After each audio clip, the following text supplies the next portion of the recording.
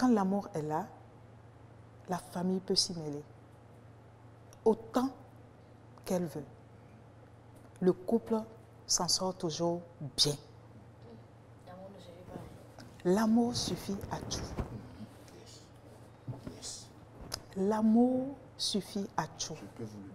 Qu'est-ce qui a causé la dispute entre le beau-frère, enfin les deux beaux-frères?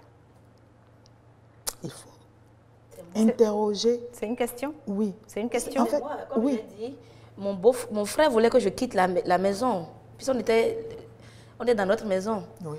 Donc mon frère voulait que je quitte là parce qu'il voyait que je ne me portais pas bien. Que je ne me portais pas bien émotionnellement. Donc il voulait qu'on m'éloigne en fait de ce lieu.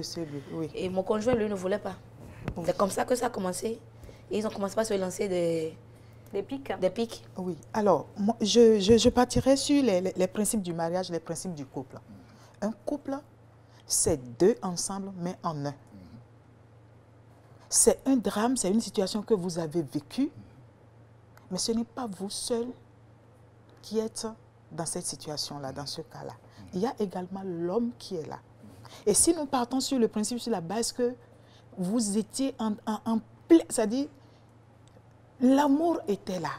Avant même que le bébé ne naisse, on lui a donné un nom.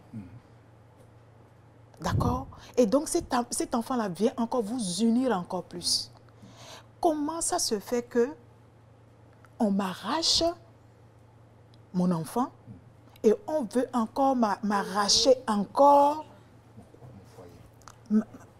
mon autre moitié? C'est-à-dire, ces deux vies qui ne disent pas leur nom, qu'on veut lui enlever. Alors, il perd pied. Il ne se retrouve plus. Il veut être avec son épouse, sa moitié, faire le chemin avec elle, vivre le deuil avec elle ensemble, enterrer leur enfant ensemble, répondre à toutes les questions. Et parfois, figurez-vous que lui aussi va poser des questions. Il va se poser des questions. Et en ce moment-là, c'est à sa moitié, de temps à autre, de lui dire, bon, ça va aller, même si elle-même, elle est au fond du gouffre. Donc, on ne peut pas, sous comment on appelle ça?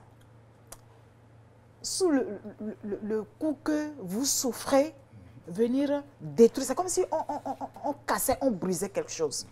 Et non.